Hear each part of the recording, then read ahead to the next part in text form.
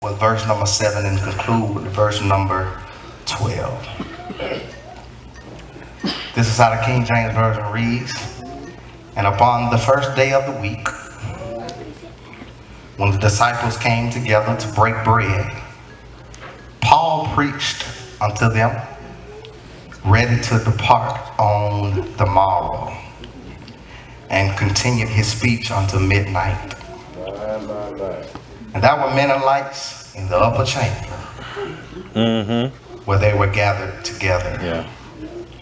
And there sat in a window a certain young man named Eutychus, being fallen into a deep sleep. And as Paul was long preaching, he sunk down with sleep and fell down from the third loft and was taken up dead. Verse 10 says, and Paul went down and fell on him, and embracing him said, trouble not yourselves, for his life is in him. When he therefore was come up again and had broken bread and eaten and talked a long while, even until the break of day, so he departed. The final verse, and they brought the young man alive and were not a little comforted. Grass withers, the flower fade, but the word of God shall stand forever. I want to talk from this thought tonight, no sleeping in class.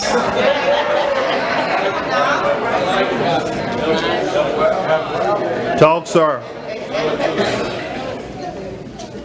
No sleeping in class. Would you do me a favor, nudge your neighbor and say, neighbor, not tonight. Look at your other neighbor. They were almost nodding in. Look at your other neighbor and say, neighbor, don't sleep tonight. Come on, let's give the Lord a big round. All right. Pastor Campbell has been said that the necessity of sleep has been underestimated for a long time. It has been said that depriving our bodies of sleep and rest, it is proven to do detrimental harm to our overall body. It is a known fact, youth, that you cannot shake sleep. You can try to stay up and talk to your boo all night on the phone. Talk, sir.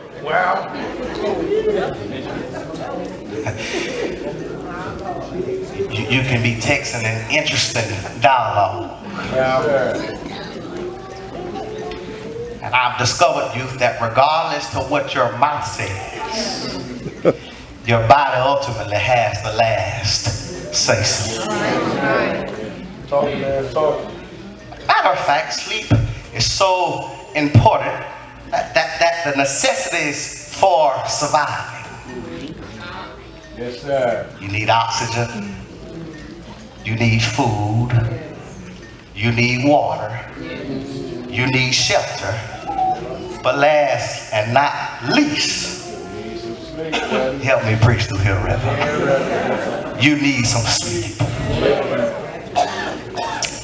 Long story short, as I cut across left field, Pastor Talbert, sleep is inevitable. Yes, sir. You cannot shake sleep. Well, right. You cannot control sleep. No. But however, youth, you can't control it, you can't shake it, but however, you can control where you sleeping at. Yes, sir. I've discovered that people sleep everywhere. Yeah. People sleep in their cars. They sleep on the side of the roads. They sleep while they're working their daily jobs. They fool around and look down your road. You might see somebody tonight. Sleeping on your road and trying to disguise it, nodding, acting like they're listening to the preacher, like, go ahead on, preacher.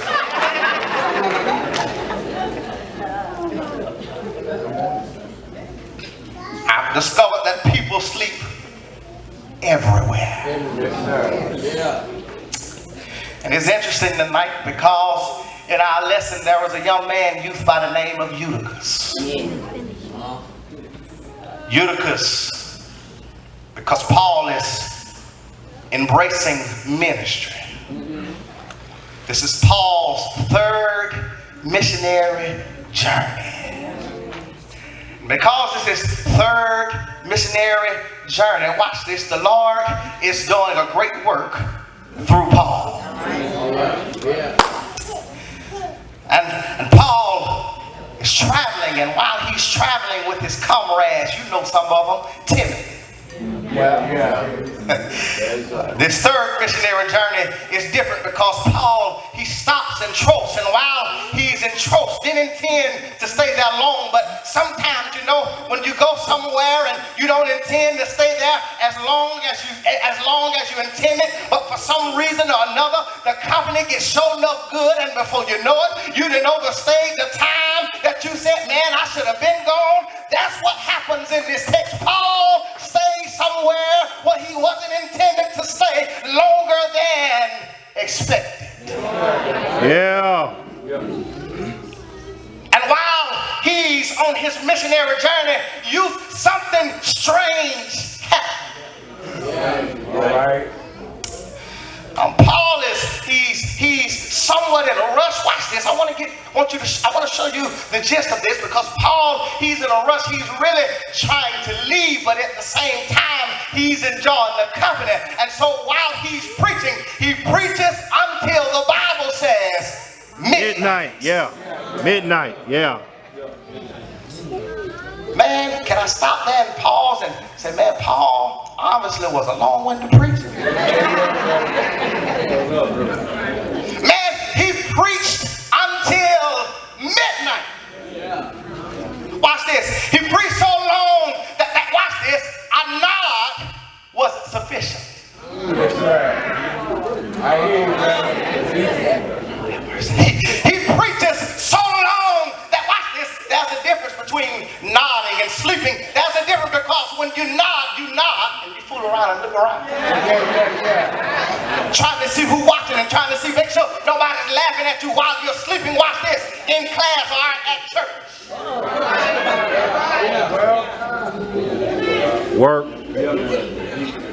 Paul, he's preaching so long, and watch this, he's not intentionally doing it. He's doing it because he's trying to leave, but at the same time, I'm just enjoying good company. And because he's enjoying good company, he preaches all night long, and Eutychus falls from the third loaf. Talk, sir. Watch this. Eutychus is taken up dead. Now watch this. Now y'all follow me here, but I got to do this tonight because this is for the preachers, okay? Here it is. Eutychus, he's taken up dead, and it's not an argument or a debate because Scripture says that Eutychus was dead. Right. Here it is, preachers. It's without argument or debate. You can't go against Scripture, but to understand who's all there, Dr. Luke is in the building. Yeah. Teach. Have mercy here. Luke has already obviously checked his pulse. Obviously, Luke has went down and made sure that there's no breath in his body. And Luke says, because he's the author of this book, Luke says the boy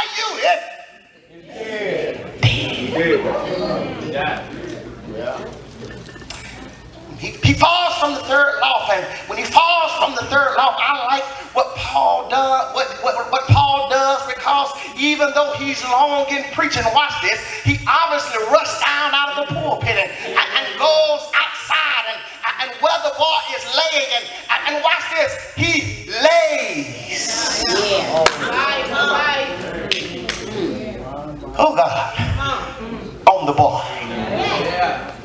And watch this, when he lays on the boy Udi, who's somewhere between 8 and 14 years old. Theologians argue that he's a young lad. He falls from the third loft and Paul lays on him. Now watch this, that's not the first time we've seen miracles like this.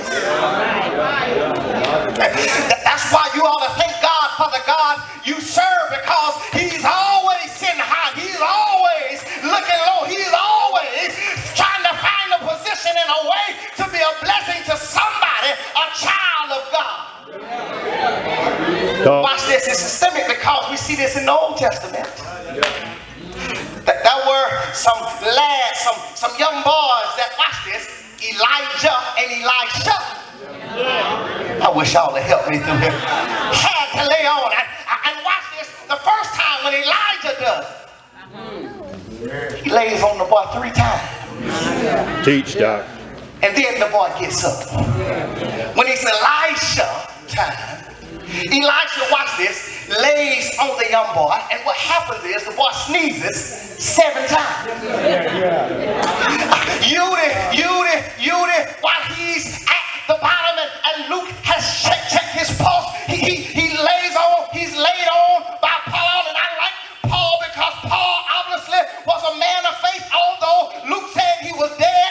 Paul says, I know what you said, but I know what my faith sees. My faith says that there's life still in this young man.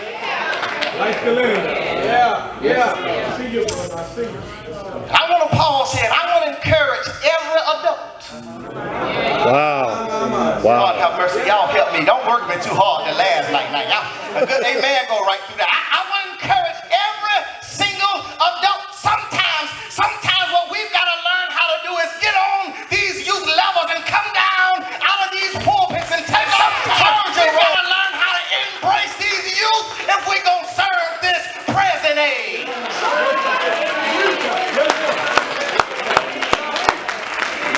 You know what? Preach, man. Trying to two-step tonight. All right. Thank you, Drake. Trying to two-step tonight, and watch this. Some of us are holy, we couldn't even two-step.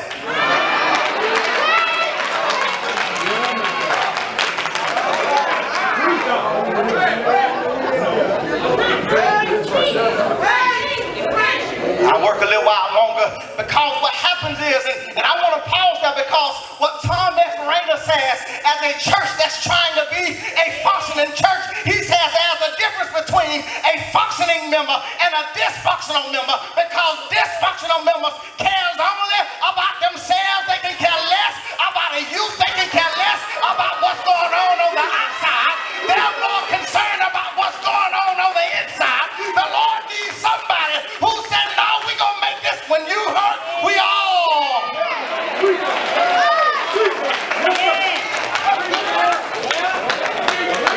Help yourself, man.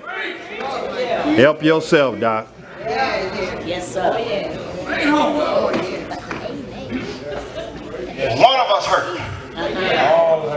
All of us ought to hurt. I tell my church all the time, we sing a lot. To serve this present age, my calling to fulfill. We sing it, but we hadn't learned how to serve this present age. Paul lays on Udi. Udi, who was dead, gets up. And thank God for Sundays. Thank God for the first day of the week. Thank God that this was an illustration that the power of God still resides. Thank God that God knows how to leave his power and knows how to use his power even when people say that God doesn't exist, even when people try to make God seem like he's the one that we should worship. I've learned that can't nobody do you like the Lord. Youth, no sleeping in class. Now the first thing this text shows us, that if we're going to stay awake in class, help. Watch this. The first thing this text shows us that we got to be careful, watch this, where we sit at. Told you I'm going to be brief tonight. Y'all going to have to shout. Real early. Here it is. You got to be careful where you sit at. Now watch this. I said that and some of y'all start looking like this. Because, watch the text. Judah is sitting on the third loft. Yes, sir. Now context rules interpretation, and context is this, that houses in that day and time literally were built like triangles upside down. All right. As they went up the house expanded. And Judah, watch this, is on the top. Lord. Help me preach through this. He's on the top level, which says really and truthfully that the church or that the house, because they went from house to house, that the church or the house was literally jam-packed, maximum capacity, which forced Judah to have to end up on the third loft. And out of all places, watch this, he's not sitting In church.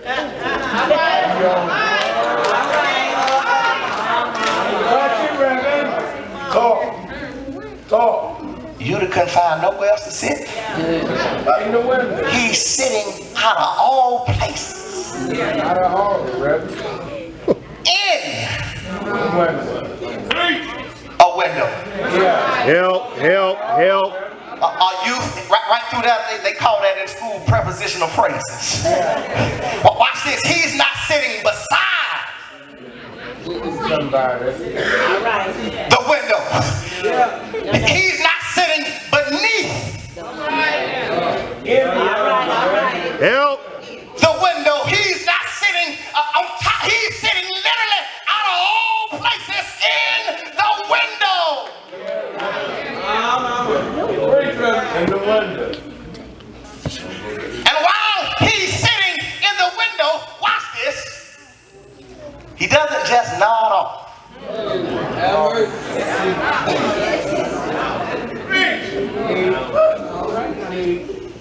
No sleep Yeah, Reverend. in class. Falls as a result of his sleep. We're suggesting us youth that if you want a for sure way to fail,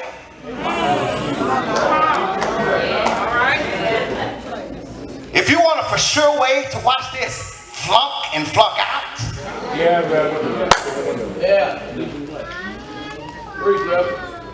go to sleep in class. Wow. But watch this, not only is he sitting in a window, I like what Luke says about this text, because what happens, Kemper, he says that there are some lights that's shining in the upper chamber. Yeah. Can't look over that because that means something. And watch this, in most Bibles it's in parentheses, All right. which means, watch this, he's not only sitting in a window, Well, he's not only sleep deprived, but Judah has some lights that's working against his body. Yeah. Let me translate that. come on. Help. Be careful where you sit at, because there's always somebody who's sitting beside you that want to outshine you. Wow. All right. Can I take a lesson out of my own life, youth? Help. The main ones that says it's not a competition. Oh. Yeah, Reverend. The main ones that say, no, you my homeboy, you my homegirl, are the same ones that's trying to outshine you. You got to be careful, because sleeping when you go to class, you ought to go there with the intent of trying to learn and trying to excel and trying to exceed and trying to have some success. Watch this. Through this journey called, I told you the other night, you got to learn how to trust the teacher.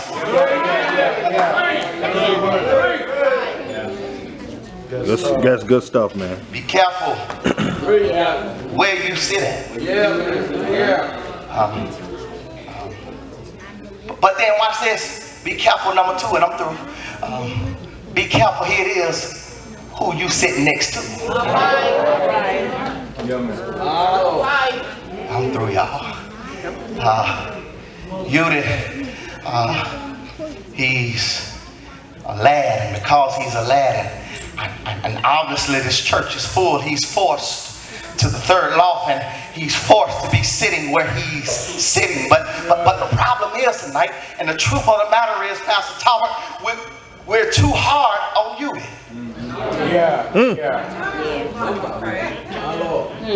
If he's 8 to 14 years old, then the question is, where's his parents?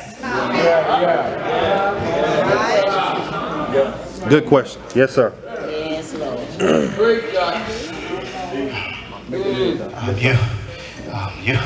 You sleeping in church, and we live in a day and time where if a child goes to sleep, watch this, you wake them up right then and there. On another note, this is the kind of carrying on we do that some preachers have made a joke out of, that if a child goes to sleep while you're preaching, then since you put them to sleep preaching, you can at least go wake them up.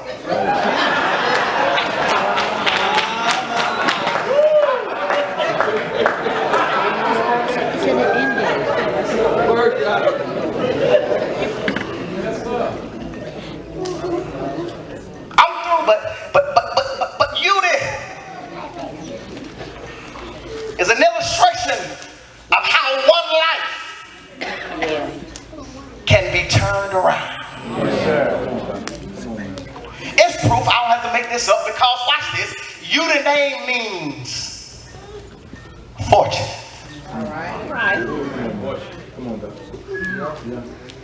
How does someone whose name means fortunate in an unfortunate situation he can actually live up to what his name means? How in the world can somebody's life be turned around just like that? Finally, Unity, because Paul lays on him, finally gets an opportunity to live up to what his name means. Can I suggest to some of us adults, when we learn how to get behind and challenge and get behind some of these youth, then maybe they can finally live up to what their name means. Sometimes they don't have to be what they've been always called. Sometimes God needs somebody who's going to encourage them and say, baby, your life has been unfortunate up to this point, but thank God I'm on your side, and fortunate is your future. Yeah!